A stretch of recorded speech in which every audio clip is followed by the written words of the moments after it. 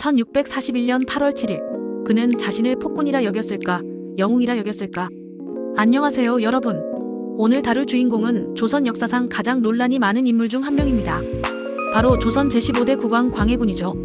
1641년 8월 7일 제주도 유배지에서 67세의 나이로 생을 마감한 그는 400년이 지난 지금까지도 역사학자들 사이에서 뜨거운 논쟁의 대상입니다.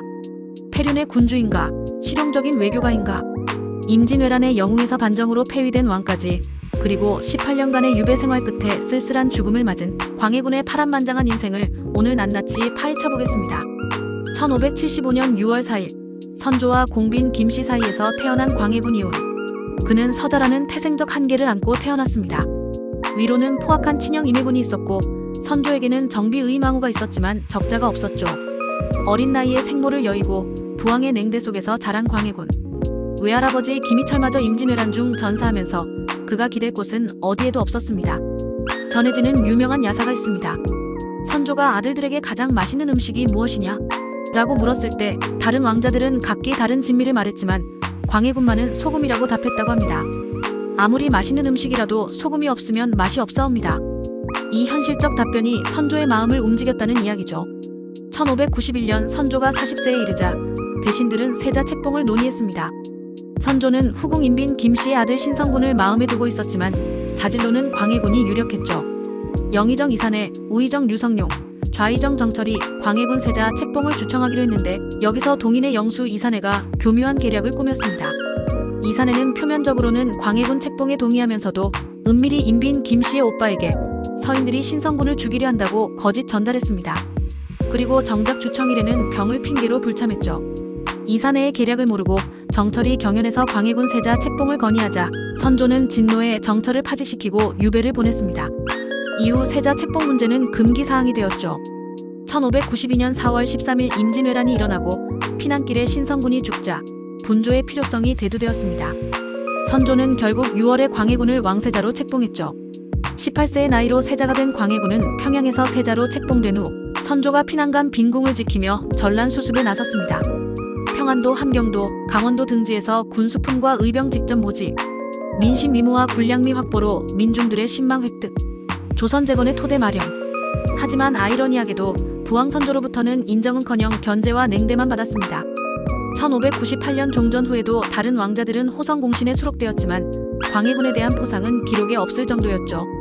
1606년 임모광후가 영창대군을 낳자 선조는 광해군을 패하고 적자인 영창대군에게 왕위를 물려주려 했습니다. 서울 출신 반계승통이라는 자신의 한계를 아들에게 물려주고 싶지 않았던 거죠.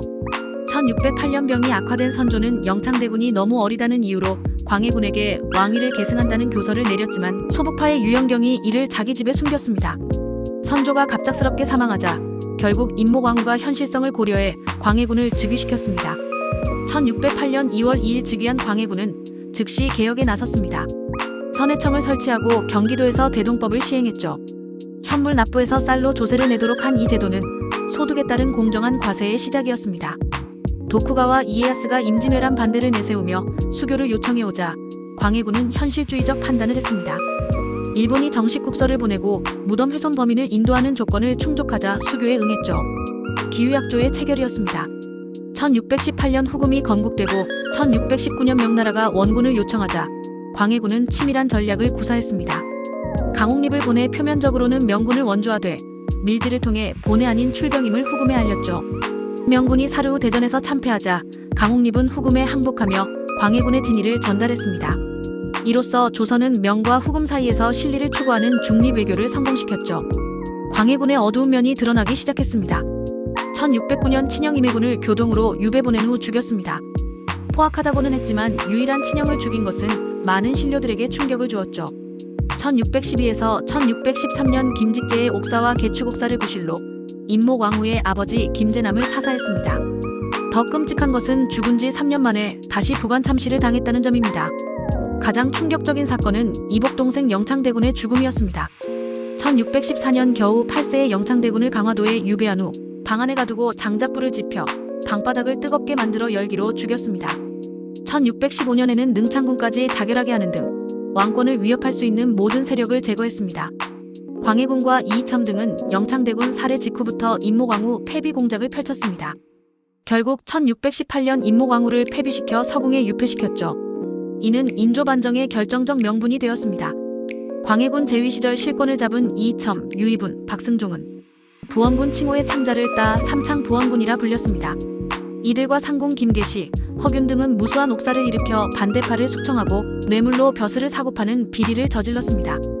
광해군의 가장 큰 실책은 무리한 궁궐 건설이었습니다. 창덕궁, 경희궁, 창경궁 재건과 인경궁 신설 등으로 경제가 파탄났죠. 광해군을 긍정적으로 평가하는 한명기 교수조차도 광해군은 탁월한 외교 정책을 궁궐 공사로 모두 말아먹었다라고 비판할 정도였습니다. 임진왜란 때부터 쌓아온 일반 백성들의 민심을 점차 잃게 되었습니다. 서인들이 반정을 일으킬 명분은 충분했습니다. 폐모살제, 임모광우 폐비와 영창대군 살해, 그리고 친형 임해군 살해까지 성리학의 도덕주의를 기본으로 하는 조선 사대부들에게는 용납할 수 없는 행위들이었죠.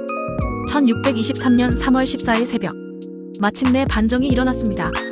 이귀, 김유, 최명길, 김자점, 이괄 등과 능양군이 군사를 동원하여 궁궐을 장악했습니다.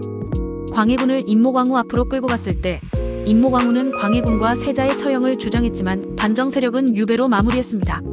이이첨, 정인홍, 김계시 등은 처형되었고 40여 명의 관리가 구금되었습니다. 한때 조선을 호령했던 권력자들의 몰락이었죠. 광해군은 왕비 유씨, 세자지, 세자빈 박씨와 함께 강화도에 위리한 치되었습니다. 2달 후인 5월 세자와 세자빈이 탈출을 시도했습니다. 세자는 다리미와 가위로 울타리 밑에 땅굴을 파려다 발각되었고 한 달 후 인조의 명령으로 자결했습니다. 세자빈 박씨도 남편의 죽음을 보고 사흘 뒤 목을 매 자살했죠. 그해 10월에는 부인 유씨도 유배 생활의 화병으로 사망했습니다. 이제 광해군은 완전히 혼자가 되었습니다. 1641년 8월 7일 제주도 유배지에서 광해군이 67세를 일기로 사망했습니다. 사망 원인은 독살로 추정되지만 명확한 기록은 없습니다. 한때 조선을 이끌었던 왕이 외딴 섬에서 쓸쓸히 생을 마감한 것이죠. 흥미롭게도 광해군이 죽은 시기인 음력 7월 1일 무렵에 제주도에 비가 자주 오는데 제주 사람들은 이를 광해오라고 부른다고 합니다. 마치 억울하게 죽은 광해군의 한이 비가 되어 내린다는 뜻이겠죠. 1643년에야 현재 위치인 경기 남양주시 진건읍으로 이장되어 부인 유씨와 쌍분을 이루었습니다. 반정 이후 조선 후기 내내 광해군은 연산군에 이어 두 번째 폭군으로 평가되었습니다. 전환점은 1933년 일본의 이나바 이와키치가 광해군의 실리 외교를 긍정적으로 평가하면서부터였습니다. 현실주의 외교명과 후금 사이의 중립외교로 조선보호, 경제정책 대동법 등 개혁적 조세정책, 전쟁 영웅 임진왜란 시기의 탁월한 지도력, 문화발전 동의보감, 홍길동전 등 문화융성, 역사는 누가 옳았는지 명확히 보여주었습니다. 임진왜란의 영웅이자 형제를 죽인 페류나, 뛰어난 외교가이자 잔혹한 독재자, 개혁군주이자 권력의 눈먼 폭군, 광해군은 생전에 폐위되어 사후시효가 없습니다. 하지만 그가 남긴 정책들과 외교적 성과는 조선사에 큰 영향을 미쳤죠. 현재 그의 묘소는 사적 제363호로 지정되어 보호받고 있지만 출입이 제한되어 있습니다. 마치 그의 복잡한 역사적 평가를 상징하는 것 같습니다. 1575년에 태어나 1641년에 죽은 광해군 이훈. 과연 그는 폐륜의 폭군이었을까요? 아니면 시대를 앞서간 현실주의자였을까요? 아마도 둘 다 맞는 말일 겁니다. 중요한 것은 우리가 광해군의 생애에서 배울 수 있는 교훈들입니다. 현실과 이상의 균형, 권력과 도덕의 관계, 그리고 진정한 리더십의 의미에 대해서 말이죠. 여러분은 광해군을 어떻게 평가하시나요?